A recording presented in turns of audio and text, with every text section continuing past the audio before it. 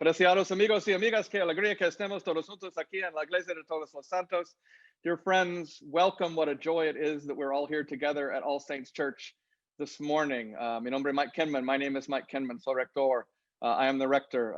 Mi pronombre él, my pronouns are he, him. It is great to have you as a part of All Saints Church this morning. I hope you are at least in semi-recovery from last night's exciting but absolutely brutal World Series game.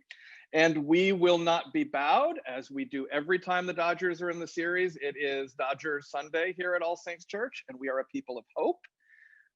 We got Clayton Kershaw and Walker Buehler going in 2 of the next 3 games, and so we are steadfast in hope and showing our Dodger colors today. And we're excited that you're here too, and you'll see Susan Russell has assembled behind me a panoply of the faithful wearing their Dodger blue. When the pandemic started, we at All Saints began to support some local organizations with which we have strong ties as weekly partners in love, because we wanted to ensure their good work continued during these challenging times. One of our biggest partners in love has been Learning Works Charter School. And this is an amazing organization that serves kids who are trying to get out of gangs, who are homeless, who are pregnant teens, who are teen parents, who are living in group homes. And we've been filling their food pantry that serves students and families in need, as well as providing lunch for staff and students who drop into the school.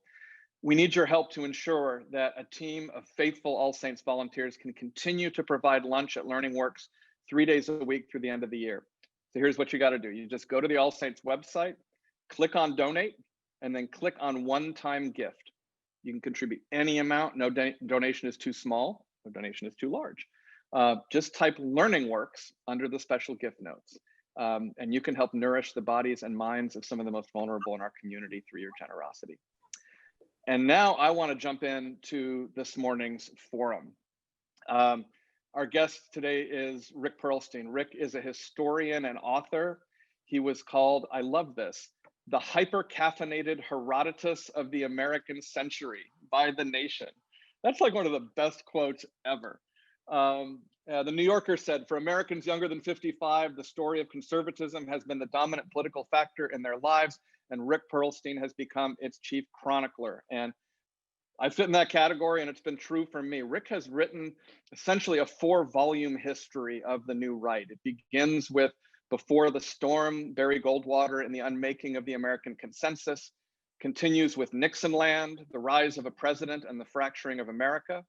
Then The Invisible Bridge, the fall of Nixon and the rise of Reagan, which ends us right at the Republican convention in '76, where Ford edges out Reagan. And then finally this summer, we got Reaganland, America's Right Turn, 1976 to 1980. And so joining us from Chicago, welcome, Rick Perlstein. Rick, great to have you with us. Thank you, Father Mike. As a firm believer in one God or fewer, I feel right at home at the All Saints Episcopal Church, and seriously, being friends with Father John for quite some time and having his seal of approval as someone who worked with and knew Richard Nixon very well has been an honor and a pleasure. And he's just a wonderful guy, and anything he wants me to do, I absolutely hightail it on over. Wish I could be with you today. Yeah. But being here virtually is wonderful. I know Mike is a careful reader of my work and has asked me some thoughtful questions already. So I look forward to his questions, and I look forward to yours. So let's go. Let's just get right into it. Right, and that's a reminder that you can put your questions in the Q&A feature, and we'll be getting to those after a while. And again, I'm grateful to, it's actually our bishop now, Bishop John Taylor, who got to know you, I guess, when you were doing Nixonland. Yeah. And helped us make this connection. So you've spent, so the Goldwater book came out in like 2001, I think it was. Right, yeah. So you spent more than 20 years chronicling the 60s and 70s in American political and public life, right? Yes. And broken up into 4 books. Now, it's probably not fair to ask anyone to sum up the last 20 years of their life's work in 4 books in a few minutes, but I'm going to do it anyway. And say, how would you describe, just in broad terms, the arc from Goldwater to Reagan? What happened? Right. The narrative that these 4 books cover starts in 1958. 1958 was one of those off-year congressional elections. And it was one in which the liberals and the Democrats, a whole generation of very prominent Democratic senators entered office. And it was a time in American history when there, was a second-term Republican president, Dwight Eisenhower. And when he became president in 1953, he was the first Republican president, since Herbert Hoover. And conservatives, people who believed in traditional values and, a cosmic battle of good versus evil with the Soviet Union, which had to be defeated. And there was, of course, a theological dimension to that. And people who believed that the order of society in the South was perfectly acceptable, believed that they had an ally in this first Republican president in decades. Instead, Dwight Eisenhower declared the New Deal and the associated social programs which brought us out of the Depression as basically a part of America's political patrimony.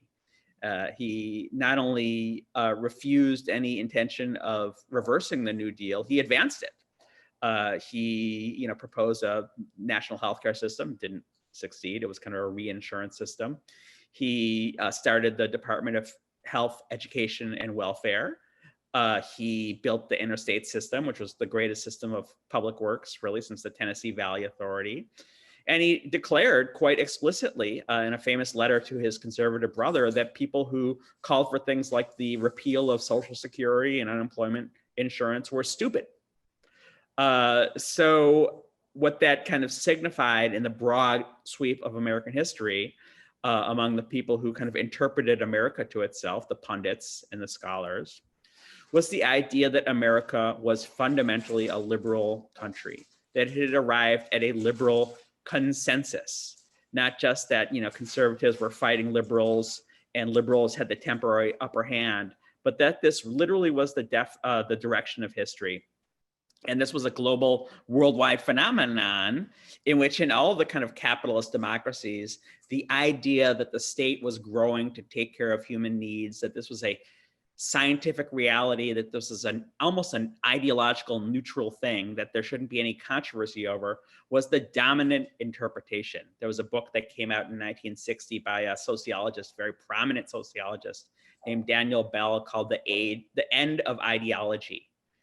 All the humanity was fighting over for decades, for centuries, the labor management problem, the problem of how the government can take care of people had been solved. And the answers were liberal. And this meant two things. First of all, that the radical left was irrelevant, associated with the Soviet Union in many ways. And that, more importantly, for my story, that the radical right was irrelevant. That the kind of ordeals that we'd seen in the South over Brown versus Board of Education were fading away, that they were vestigial, that the South was going to enjoin the rest of the country, that that we had kind of agreed on the most important things.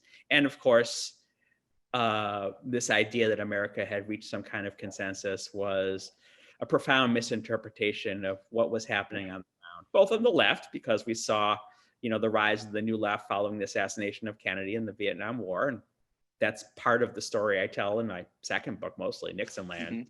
People saw the Chicago 7 movie, maybe, with that just came out.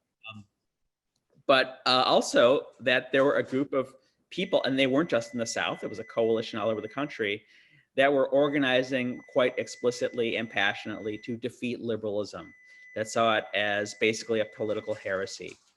And these people, by 1960, kind of gathered around Barry Goldwater, this far-right senator from Arizona, as their figurehead. And basically the sweep of these 4 books I tell the story of these guys organizing a political movement around these ideas and getting defeated and being constantly, with clockwork, declared once again irrelevant, right? This happens, in 1964, when Barry Goldwater loses in a landslide. And just to take it specifically to, my audience here in California, Lyndon Johnson wins by 1 million votes. Around the country, he wins by 60%, California even more so. And one of the ways I demonstrate kind of the dynamic of what's happening kind of underneath the surface that the pundits are kind of missing is I point out a headline in the New York Times that appeared the day after the election. And it says, "White backlash does not develop." So there was a lot of fear that the passage of the Civil Rights Act in 1964, which outlawed segregation, would lead to this angry backlash of people all over America attacking liberalism, for all the reasons we understand, right? Because of America's racist patrimony. But the idea that Lyndon Johnson had, engineered this bill and took it across the finish line, and that Barry Goldwater had opposed this bill, and Barry Goldwater lost in the landslide, was once again confirmation of the basic wisdom of this consensus idea. And one of the things I point out in the book was that same day, on Election Day 1964, that there was on the ballot a open housing initiative, whether California's law, which made it a crime to discriminate in who you sell your home to or rent your home to. There was an initiative to strike it off the ballot, and it won by 1 million votes. So basically, the same people who were voting for Lyndon Johnson were also voting to end the civil rights advance in California. So something's going on here. What it is not exactly clear. And then my next book's Nixonland. I talk about how in the 1966 election, I talk about how in 1965, the next great civil rights bill passes. It's the Voting Rights Act. This is the one that passes after Martin Luther King's marchers are beaten by Southern sheriffs, while crossing Edmund Pettus Bridge. We all celebrate the sacrifice of John Lewis, who just died this year. And when Lyndon Johnson passed this bill, he declared in the well of the Senate, I should say, he declared underneath the Capitol dome when he signed it with Martin Luther King by his side, the slaves came here in chains hundreds of years ago. We have finally broken the last shackles of those fierce and ancient bonds. It's almost, again, this consensus idea. He's declaring America's ordeal with race over, right? 5 days later, the riots begin in Watts. And the backlash begins in earnest. 47 Democratic congressmen who win on Lyndon Johnson's coattails lose their seats in 1966. Ronald Reagan wins in California. Richard Nixon wins in 1968 on a law and order platform, promising to end the Vietnam War, but instead, increasing the bombing. He wins 49 states in 1972. Ronald Reagan runs for president in 1976 and comes with a hair's breadth of defeating a sitting Republican president, Gerald Ford, who's considered a heretic to the ideals of republicanism. And then, of course, the apotheosis, Ronald Reagan wins the presidency in 1980. And all the while, I constantly kind of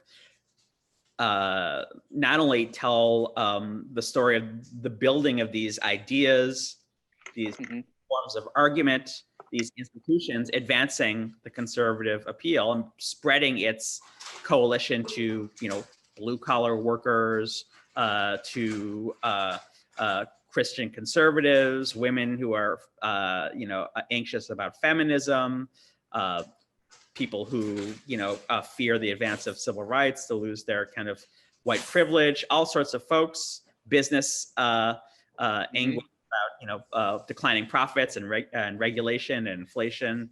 And all the while, the pundits saying that this still is impossible. On the eve of the 1980 election, Jimmy Carter and Ronald Reagan are tied.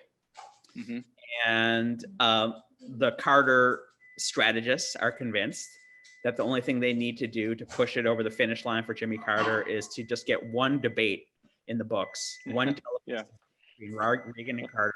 This is the high point of the whole series. This is where they'll together. And they're absolutely convinced that if they just see Jimmy Carter and Ronald Reagan side by side on the stage, they'll realize that Ronald Reagan is old, decrepit, extremist, just like Barry Goldwater wants to kind of unleash some kind of nuclear holocaust on the world. It doesn't quite come out that way. No spoilers.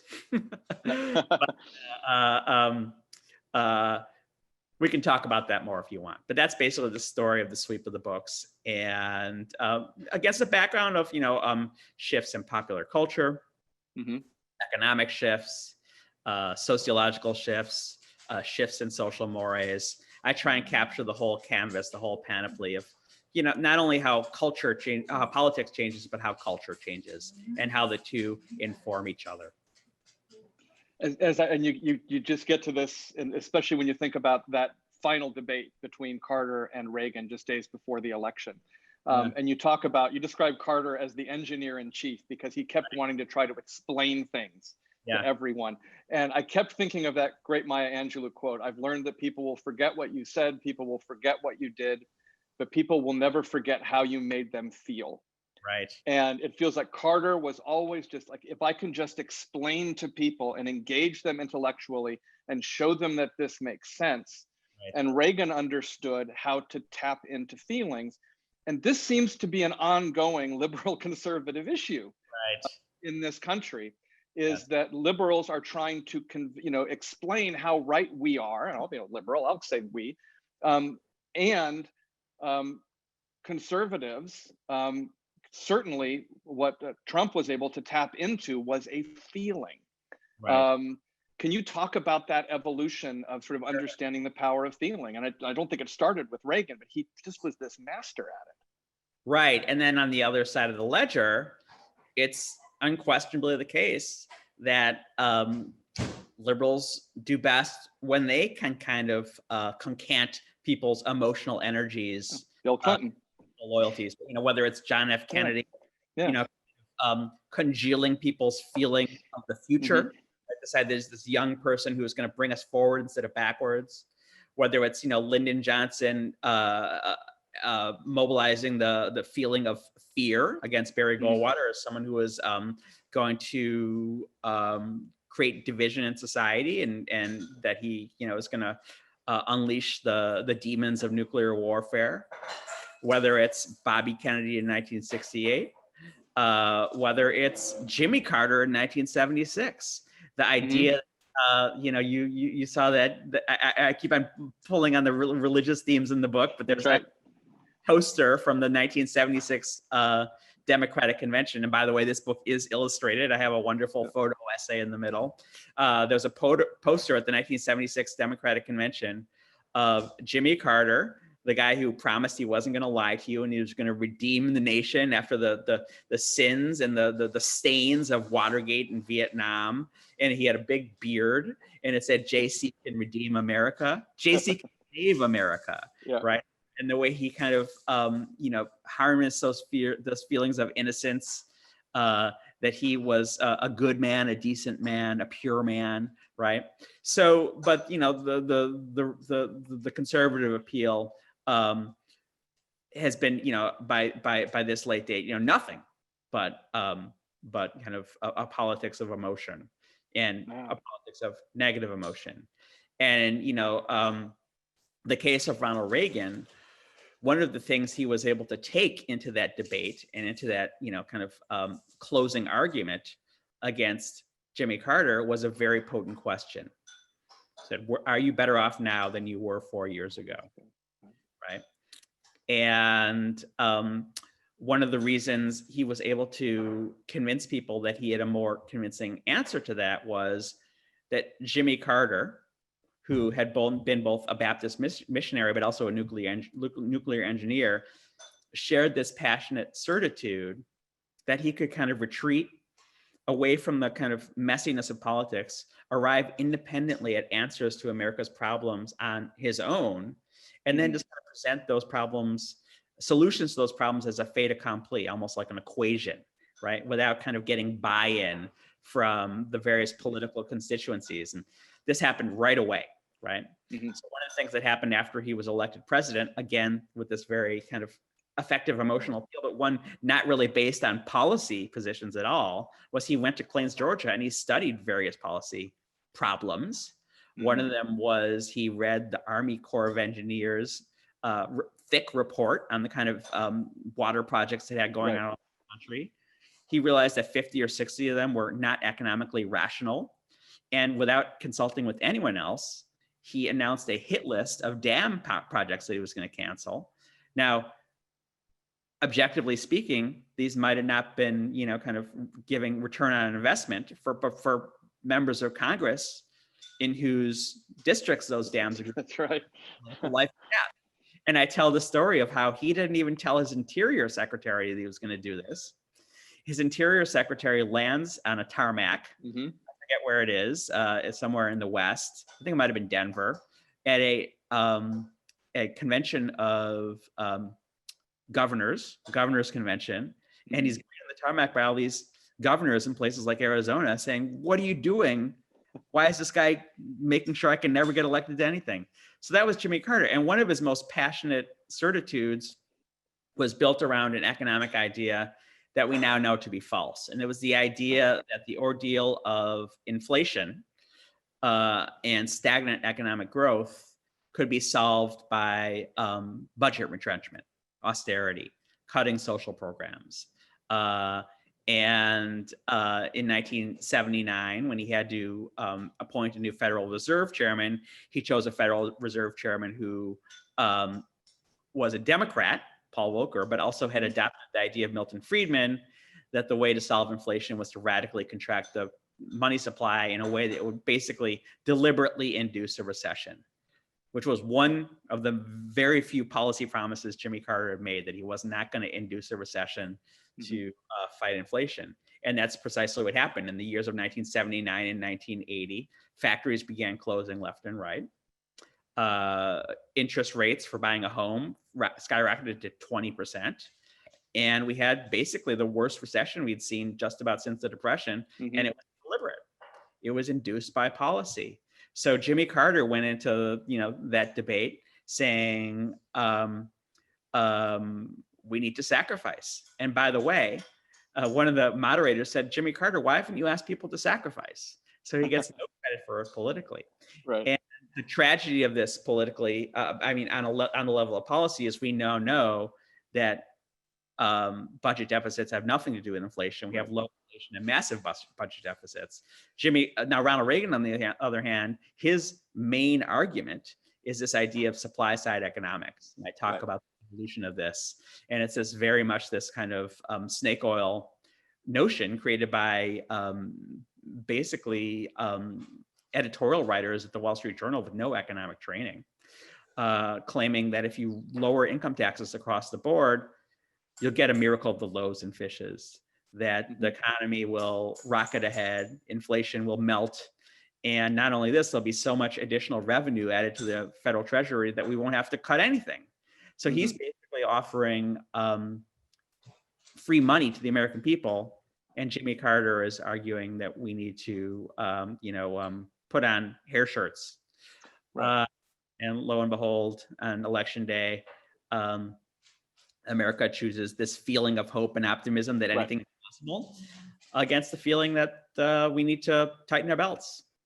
Yeah, and there's so many directions to go with this. Another thing. Just follow your bliss, Father. Yeah. So one of the things, as I was reading, particularly Reaganland, I was looking for sort of those aha of, oh wow, that's where this began. Right. And one of the big themes that you talk about is just the exponential growth in corporate interest and money in politics. Yep. And I love the term you coin, boardroom Jacobins. Except these revolutionaries, these are activist corporate executives, and they've got copies of Ayn Rand under their arms, and they're bent on deregulation and maximizing short-term profits. And you write, according to the theories of Karl Marx, revolutions happen when a group of people in a similar position in the economic structure become a class for itself, when they become conscious of their collective grievances, stop fighting one another, and organize to fight for their common oppressor and fight their common oppressor instead. That's what was happening in America in the mid-70s. only the class in question wasn't the proletariat, it was corporate executives. And you write about this shift that happened with people they called the Watergate babies, the ones who moved into Congress and took the power away from the committee chairs. But then all the unintended consequences that happened after that, the rise in lobbyists, the emergence of political action committees, the loophole of the Federal Elections Campaign Act amendments of 1974. Can you talk about that and really, like, how has that shifted the American political landscape and made room for people like the Koch brothers to come in and really drive the 40 years after that? And, you know, the basic idea we hear that the people who should be driving economic policy are, quote unquote, the job creators. Right. Job creators in the old liberal consensus order were you and me, right? Mm-hmm. We get money put in our pocket, we buy things. The things we buy create demand, create jobs. And the idea is this has a multiplier effect and that the government can help make this happen by mm-hmm. things like unemployment insurance, by things like public works jobs, by things like welfare spending, by defense spending, if we're going to talk about a place like Pasadena, right? That's Keynesianism, yep. right? Mm-hmm. But, and the important thing is there was, for the most part, an almost overwhelming acceptance of this sort of economic policy by the people who are running Fortune 500 corporations. And why not? You know, America was enjoying record profits. It went from, you know, like America had something like 50% of the world's productive capacity, you know, by the middle of the 1970s. But what happens through reasons that are not are not really understood then, are not entirely understood now. But the important thing is to understand in the context of what it was like to live during this period, which is always my attempt to do when I write this history, mm-hmm. what it felt like then, was confusion. That none of the old stories worked, that none of the old, you know, techniques worked, that none of the old economic theories worked, right? So what happens is, first of all, corporate profits are falling. And during this period in which, you know, corporations were buying into the liberal consensus, and, you know, activists like Ralph Nader were taking advantage of that to mm-hmm. pass an extraordinary series of liberal economic legislation, things like forcing car manufacturers to have minimum fuel economy standards for the entire fleet. You remember my favorite story about that with the paper airplane, Mike? No, hold on. Tell it. The guy who was the big environmental senator was Edmund Muskie of Maine. Right, of Maine, right. The Democratic nominee in 1968, but he becomes a big guy pushing for things like fuel economy standards. Mm-hmm. And first, the car manufacturers say, we can't do this. We don't have the technology to do this. This will cost this much money, and we'll go out of business. And it's fascinating. Imagine a Democratic senator saying this, like Mark Zuckerman today, or something like that, or, you know, the head of Google, when they say we can't control, you know, right wing, you know, violence on our platforms. You know, Senator Muskie says, I don't care. Do it, or you don't deserve to sell a car. If you can't make a safe car in America, mm-hmm. you don't deserve to sell the car. And then my favorite story is when his chief of staff for his environmental committee is presented a one-page summary of the kind of positions that negotiating positions that the car manufacturers want to do to kind of help basically have the usual kind of give and take about what to do with the legislation. This chief of staff folds the sheet into a paper airplane and sails it over his head.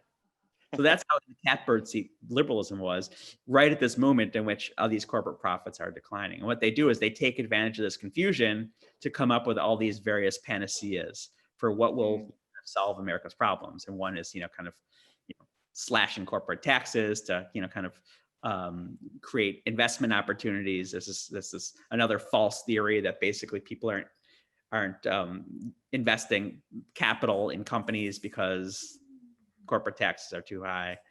The capital gains taxes are too high. And then they basically set up these ad hoc lobbying, coordinated lobbying campaigns against liberal consumer and environmental legislation that, going into the Carter administration, were seen as facing inevitable passage, Mhm. because they came just to the brink of passage under Gerald Ford. And one example was a consumer agency that would have basically created a kind of like a consumer law firm for the American people. Another was labor law reform. Another was federal regulations, considering federal regulations to regulate advertising of harmful products to children. So again and again and again. So during the heyday, all these corporations, believe it or not, had very weak lobbying operations. They, basically corporate lobbying was one company saying, we want to build this engine for the Air Force, another company saying, we want to build this engine. Right. And when I talk about the class for itself, this Marxist concept, it's companies of all different sizes, all different descriptions, unionized companies, non-unionized companies, manufacturing companies, consumer companies getting together and realizing we have to fight liberalism itself. And this happens before Reagan becomes president. This happens under Jimmy Carter. And one of the reasons it's quite successful is Jimmy Carter doesn't particularly fight against it very hard. He accepts deregulation as a basic. It was very fashionable among a certain kind of liberal in the 1970s. They called it neoliberalism, and it was associated with Washington Monthly magazine, which bragged that they had come out with their own plan to end Social Security even earlier than National Review, that sort of thing. So you have this kind of transformation happening in the Democratic Party, which was very understandable because the old New Deal ideas didn't seem to be contributing anymore to America's prosperity and well-being. So by the time Ronald Reagan wins his nomination in 1980, by the way, with very little buy-in from a lot of big business who thought he was too extreme, reliable, we already have in place this enormous energy for tax cutting. Jimmy Carter signs a tax bill in October of 1978, which gives like 95% of its benefits to people making over what would be now $500,000 a year. Right.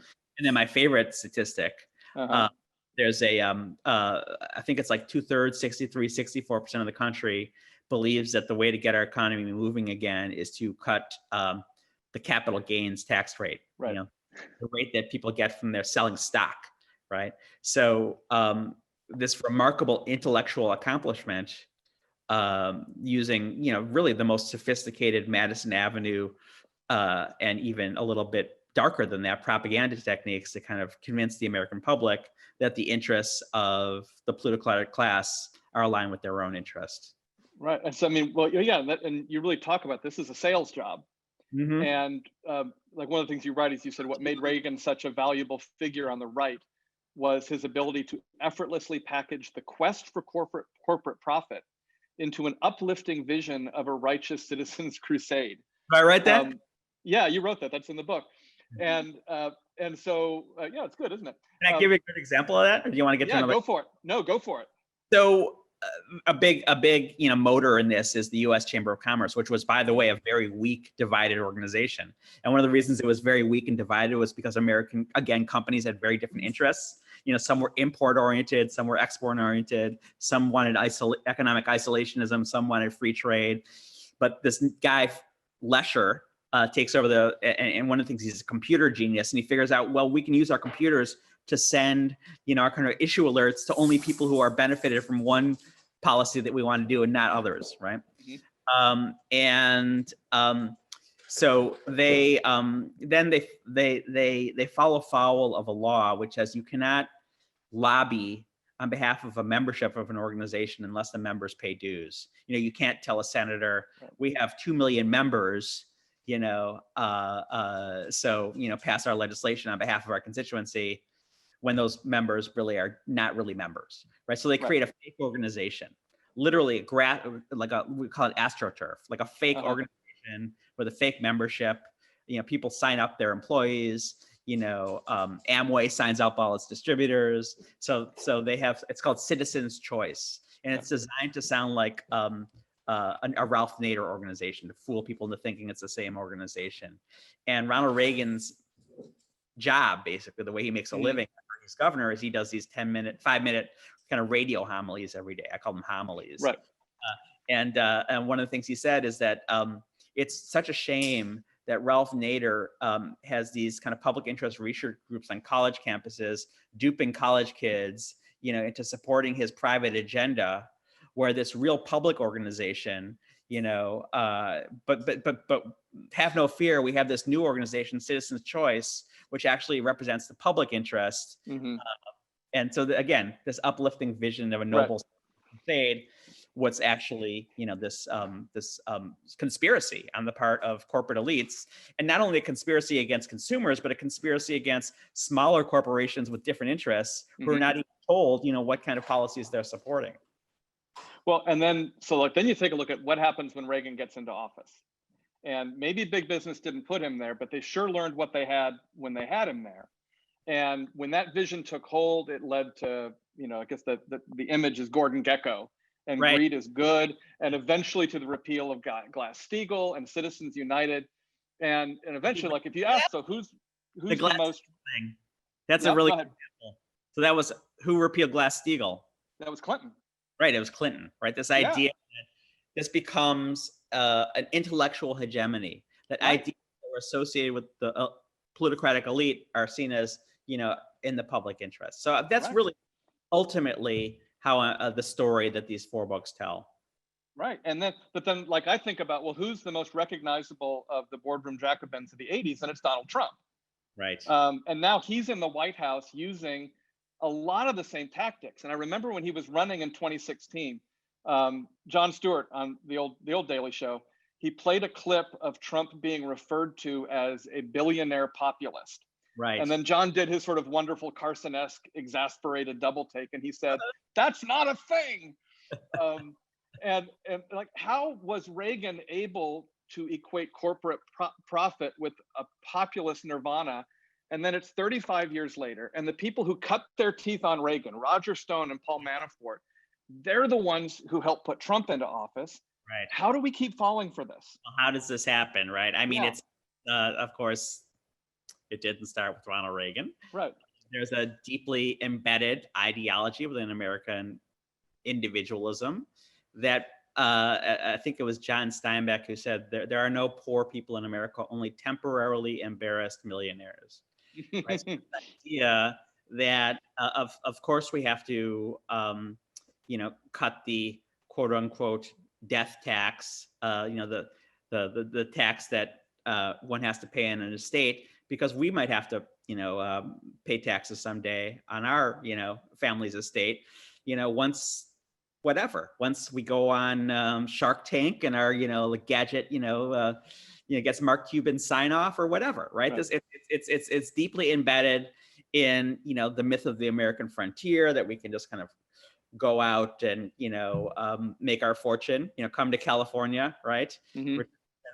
Dad tried to do that, right?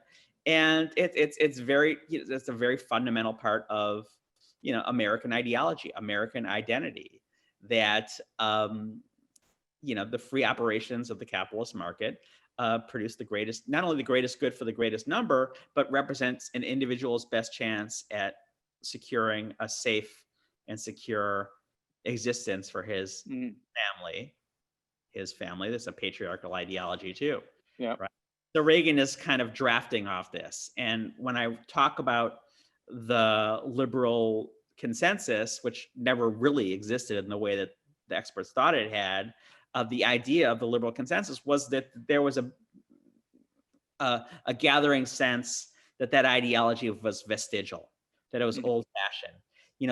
Right wingers were called. You could see it all the time. You could go on you could go on newspapers.com, or a database and look up the word Neanderthal. Right, conservatives were called Neanderthals. The idea is this old-fashioned ideology that Herbert Hoover's Depression proved didn't work, right? And there was this idea that kind of individual effort is what kind of drives collective fortunes. And if you didn't believe this, your Cro-Magnon was another one. Right. It was fashioned, right? And then we kind of figured out what I definitely believe to be true, that some sort of sense of social democracy, the idea of not only just the safety net for the poor, but an idea that the government is basically at base a giant insurance agency with an army attached, that basically anything from paid family leave, sick leave, some sort of top-down management of the currency, government job creation, all these various things that we see, as kind of taken for granted in Western and Northern Europe was universally accepted in America, right? And what Ronald Reagan does is he kind of revives this older sense at this time of ordeal and confusion in American society and the American economy. One of the things I'm fascinated about is people were very worried about inflation, and it was inflation was 10% in 1979, which is a lot. Now it's like 2%, but it's not like an apocalyptic thing, right? It's like if you're paying $4 a pound for a steak at the beginning of the year and $4.40 a pound at the beginning of the year, why should we completely be undoing all our sense of how we take care of each other through the government? Right. One of the things, I think it became a symbol, right? That a symbol of almost the breakdown of society's norms, understandings that was associated with the 1960s. Like it was all of a piece, women working, people getting abortions, gays calling for their rights, and who knows, maybe we'll have Weimar style inflation in and that was kind of that sort of sense that all that was solid had melted into air after this great period of American prosperity, after this great period of American conformity, that was kind of coming apart in the later 1970s. And that's why I write about things like serial killers, something like Love Canal, right? Right. Are you old enough to remember that? I remember Love Canal, yeah. Forget a phrase like Love Canal. So Love Canal was this chemical plant that was built, and then the guy abandoned the houses. Right, yeah. And and where he had built the chemical plant was full of PCBs, this new dangerous commodity that no one knew about, and they just basically paved it over and built a subdivision. And suddenly all this ooze was coming out of people's basements, right? And so that's a metaphor. Like what America's prosperity built on this sort of kind of bed of oozing danger that we'd kind of sort of covered up. Yeah. The rational answer, the Jimmy Carter answer, if you will, the engineer's answer is, well, we have a super fund or a company has to pay, into like help people being able to get their houses bought if they're built on fault of their own and they can't enjoy their houses. We have social insurance, whatever, all these we have pollution controls, we have regulation, but on a deeper, again, getting to that emotional level, that feel right, things going wrong. Make America great again. Go back to this kind of prelapsarian, state before, the serpent came along and offered the forbidden fruit. Well, and that was one of the things that, like, I didn't know this, that Trump didn't coin the phrase "Make America Great Again." that was Reagan's campaign slogan in the New Hampshire primary. Yeah. And again, it was how to make people feel because they didn't, win the Iowa caucus. Right. And so good slogan, they stuck with it. Yeah. Yeah. And it was particularly attractive after the 70s and Vietnam and Watergate and economic crisis and the hostages in Iran. And that was a big difference between, say that again? It's all the liberals' fault. All the liberals' fault. Yeah. How Carter couldn't do that. Carter couldn't, to do that. And so, like, you talked about how there were, like the liberal consensus never really existed. And yet, like, what happened to the left? Because like, it occurred to me, like, when Hillary Clinton was running in 2016, I was reading the Goldwater book at the time. And if you had just taken her policies and transplanted them to 1964, she would have been a Rockefeller Republican. Right. And that's how far the political landscape has shifted to the right. Even though the American landscape really doesn't appear to have. We're at another hinge point. I've actually compared Alexandria Ocasio-Cortez and her ability to ideas that have previously seemed extreme, like a massive outlay to, like, build jobs by weaning us off fossil fuel, them roping them into the realm of possibility in a way that are seen both as extreme by the establishment, but also Mhm. quite logical by this coming generation of younger people. So Well, maybe we're at this possibility of another, kind of hinge. well, and that's what I wonder, because I was a couple nights ago. You mentioned the trial of the Chicago Seven, and I was watching that. And at one point, Abby Hoffman asks Tom Hayden what his problem with it is, and what Hayden says, and I'm sure Hayden. This is Aaron Sorkin talking. This is not Tom Hayden talking. But here's what Aaron Sorkin writes and puts in Tom Hayden's mouth. He says, "For the next 50 years, when people think of progressive politics, they're not going to think of equality or justice. They're not going to think of education or poverty or progress.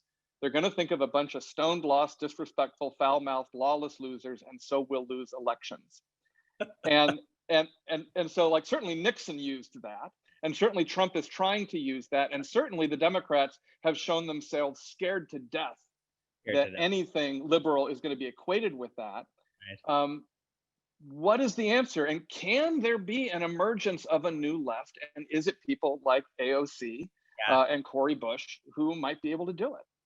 Yeah, I mean, I think it's happening. And one of the things that I find quite striking about Joe Biden, who, as you know, is a character in the book too, Yes. running for re-election to the Senate in 1978 by bragging that he is the most effective segregationist in the Senate, that he's the stingiest senator, an early adopter of this kind of democratic neoliberalism, basically has the self-possession and kind of wisdom after his 47 years of Washington, saying, in a lot of ways his day is past, and he's adapting Black Lives Matter and a kind of softer version of the Green New Deal, even though he won't use the phrase, or Biden Care, which is basically expanding Obamacare with the actual stated goal of having universal health insurance eventually, and then also saying, look, I'm a transitional figure, which I find quite impressive and quite mature on his part, that like, even though this young generation that keep on knocking off incumbents, left and right, really, or just left, shall we say, are really kind of been frozen out of roles as spokespeople of the Democratic Party. It's clearly the case that the ratchet is heading in one direction. And Joe Biden has, I think, rather graciously, sometimes ungraciously, remember he said, I beat the socialists.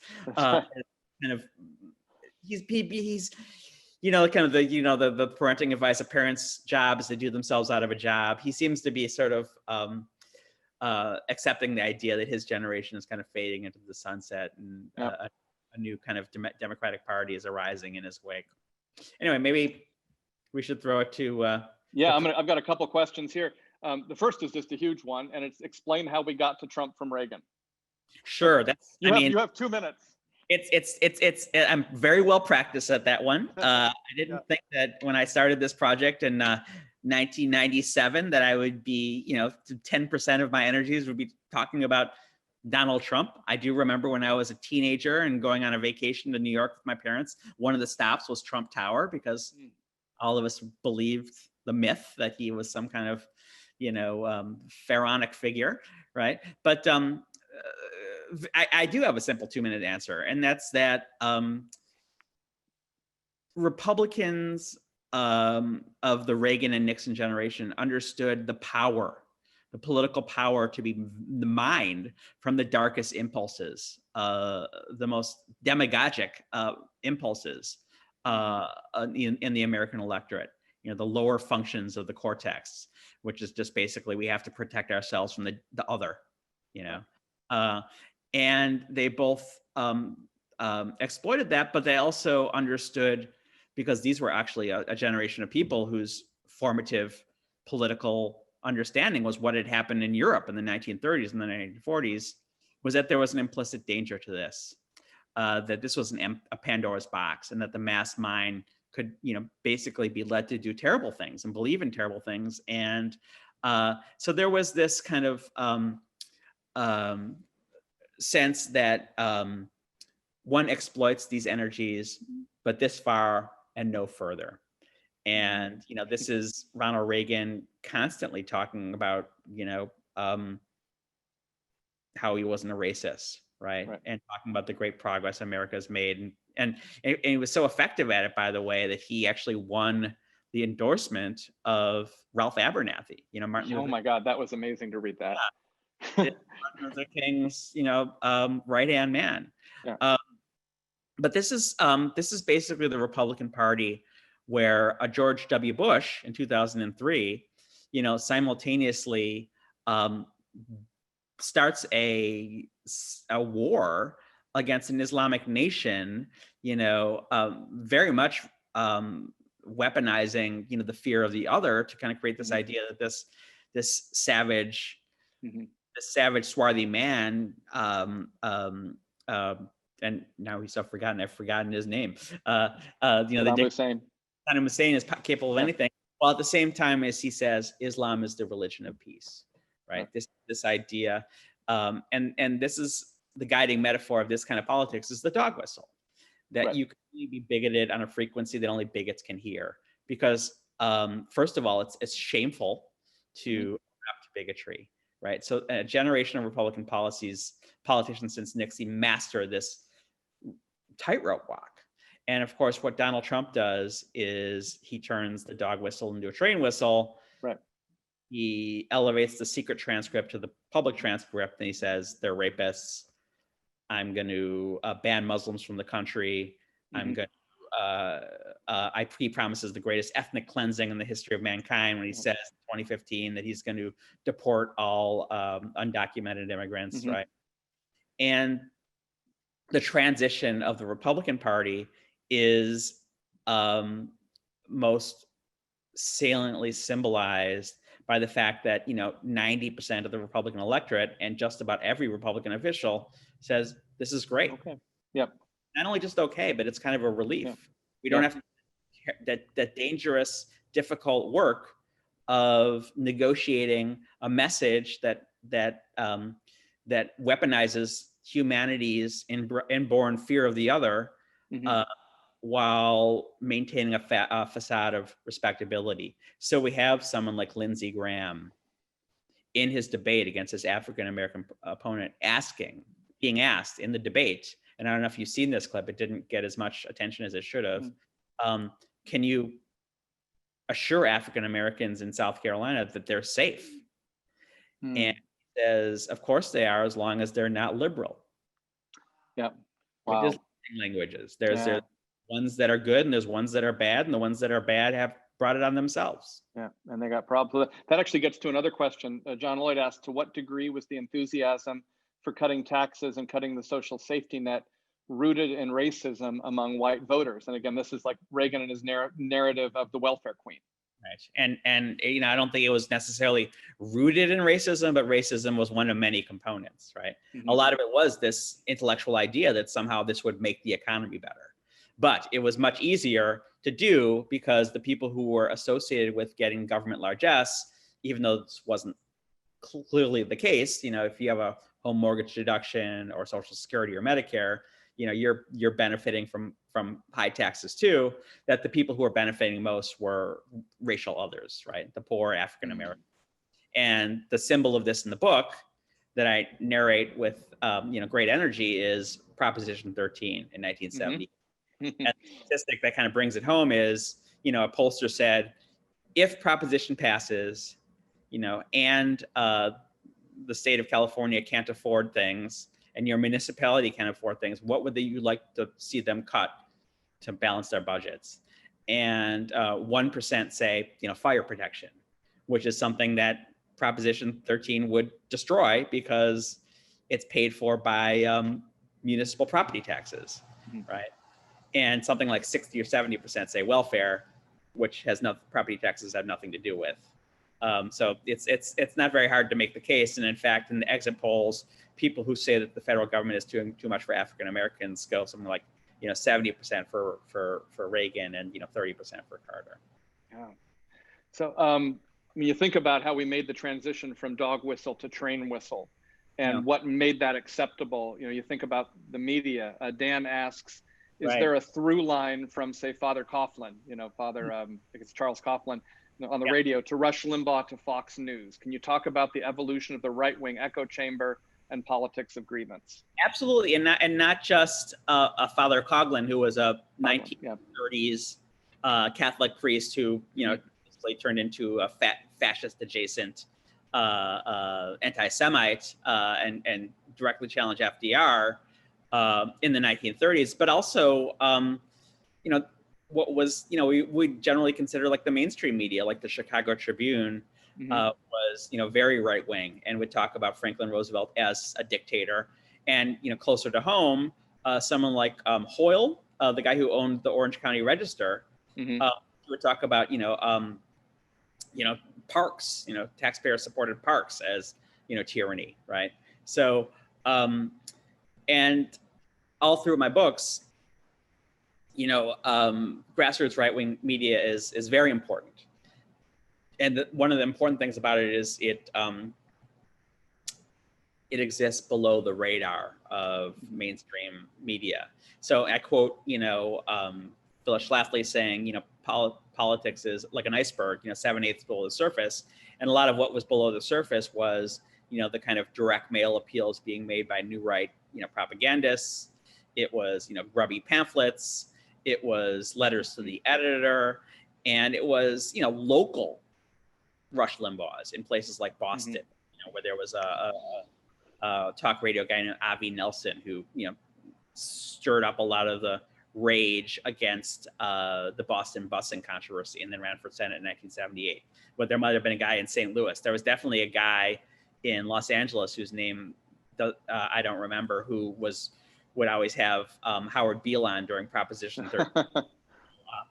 Howard Beale's the guy from Network. Right, yeah. Howard Jarvis. Howard Jarvis. I knew what you meant, yeah, but Howard Jarvis and Howard Beale, that would be an interesting comparison. Yeah, too. and there's the story of how Rush Limbaugh comes into it is these local people become national people when Ronald Reagan repeals the Fairness Doctrine. That's right. Which on Network requires equal representation for all sorts of views. So it's much easier for a Rush Limbaugh to become a national figure instead of a local figure. Actually, Rush Limbaugh does come from Missouri, right? Yeah, he's from Cape Girardeau, Missouri. Yeah, he's from Cape Girardeau. So, and then, of course, the through line to Fox News is that Roger Ailes was the media consultant for Richard Nixon's 1960 campaign. So if you want to know his story, they're in my book, Nixonland and Invisible Bridge. And comes up with the idea of, well, wow, what if there was Nixon TV, right?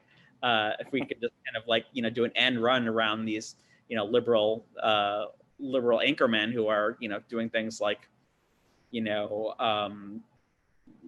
showing body bags on the evening news and, just kind of shoot right-wing ideology straight into the veins through their TV sets.